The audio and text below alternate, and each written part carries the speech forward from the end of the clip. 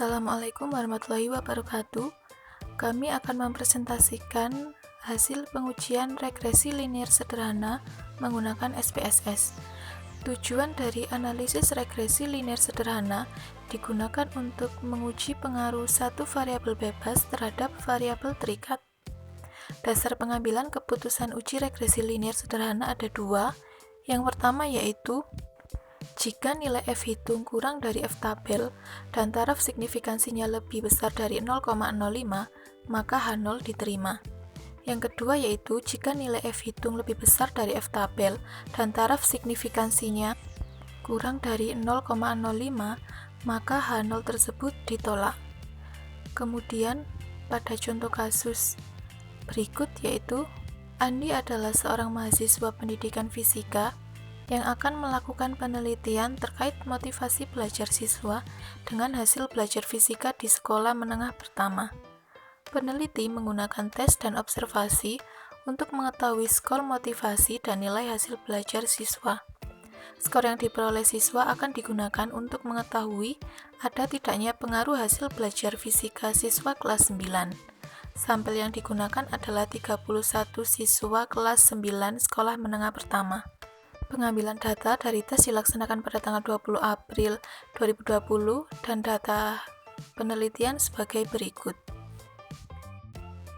Cara pengujian regresi linier sederhana menggunakan SPSS yang pertama yaitu buka aplikasi SPSS, kemudian klik variabel view, pada nama ketikkan X, dan yang kedua Y.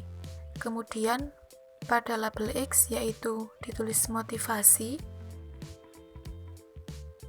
dan pada label Y ditulis sebagai hasil belajar siswa.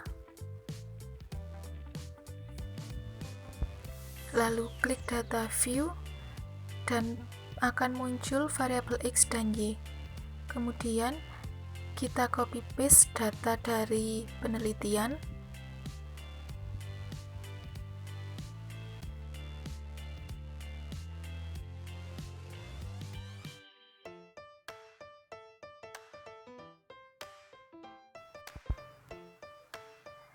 Nah, berikut adalah hasil data variabel X dan Y. Kemudian untuk menguji analisis regresi linier sederhana yang pertama yaitu klik Analyze, kemudian pilih Regression dan klik Linear. Kemudian untuk motivasi atau variabel X letakkan pada independen dan hasil belajar pada dependen. Lalu klik Statistik, Estimate, kemudian Model Fit dan Continue. Lalu klik OK. Nah, hasil uji regresi linier akan seperti berikut.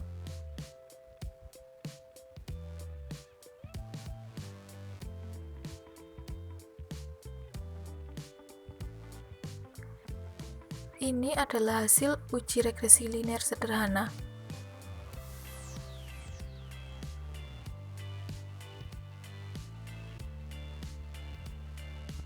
Kemudian untuk mengetahui grafik dari uji regresi linier sederhana yang pertama yaitu kita kembali ke data variabel X dan Y, kemudian blok variabel X dan Y, kemudian klik Graphs, pilih Legacy Dialog,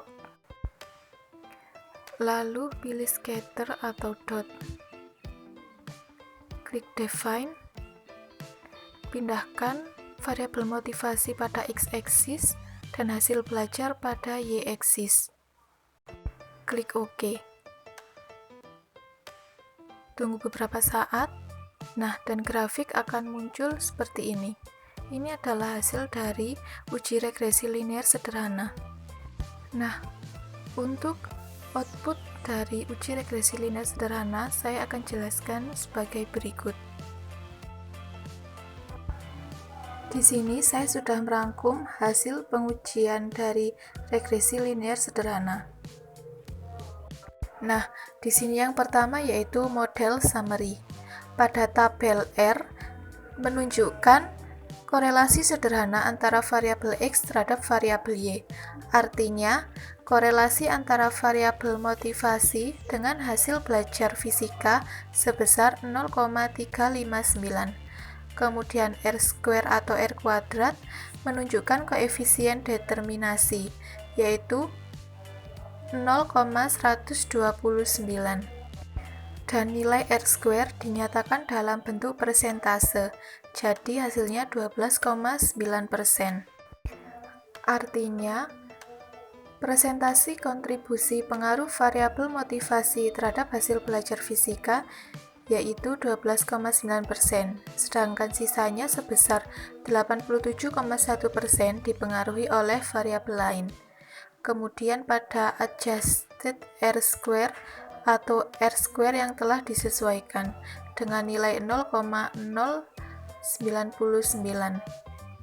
Nilai ini menunjukkan sumbangan pengaruh variabel bebas terhadap variabel terikat, namun biasanya digunakan untuk mengukur regresi yang menggunakan lebih dari 2 variabel bebas.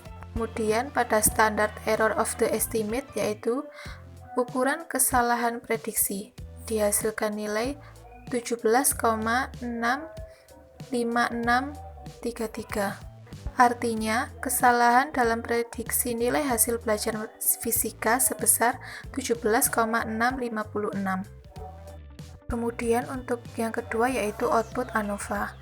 ANOVA atau analisis varian yaitu uji koefisien regresi secara bersama-sama atau uji F untuk menguji signifikansi pengaruh beberapa variabel independen terhadap variabel dependen. Berdasarkan F hitung, dihasilkan F sebesar 4,302 dan taraf signifikansinya diperoleh 0,047. Kemudian kita membandingkan dengan F tabel yang terdapat pada tabel berikut.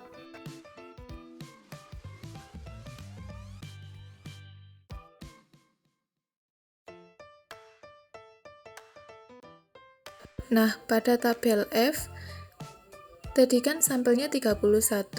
Rumus DF yaitu N-2. Jadi kita melihat pada DF ke-29 yang nilainya 4,18. Kemudian, kita bisa membuat kesimpulan sebagai berikut, yaitu F hitung lebih besar dari F tabel, yaitu 4,302 lebih besar dari 4,183, dan taraf signifikansinya yaitu 0,047 kurang dari 0,05. Maka H0 ditolak. Jadi dapat disimpulkan bahwa ada pengaruh motivasi terhadap hasil belajar fisika.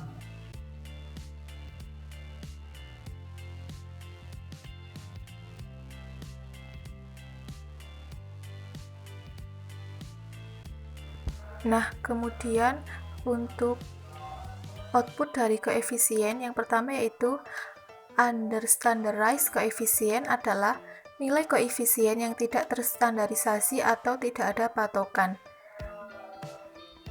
Koefisien B terdiri dari nilai konstan, yaitu harga Y jika X sama dengan 0, dan jika koefisien regresi, nilai yang menunjukkan peningkatan atau penurunan variabel Y yang didasarkan pada variabel X.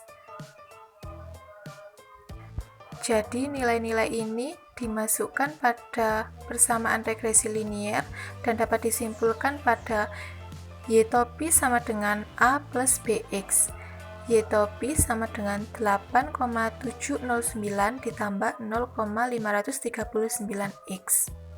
Nah, jadi dapat disimpulkan bahwa makna regresi tersebut yaitu yang pertama, nilai konstanta A adalah 8,709. Artinya, jika motivasi bernilai 0, maka hasil belajar fisika bernilai 8,709.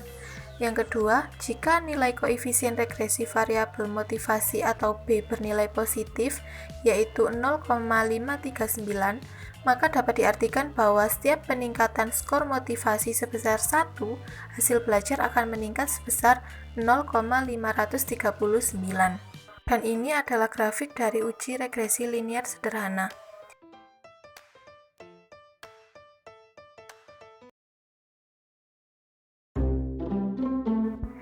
Sekian presentasi dari kami. Wassalamualaikum warahmatullahi wabarakatuh.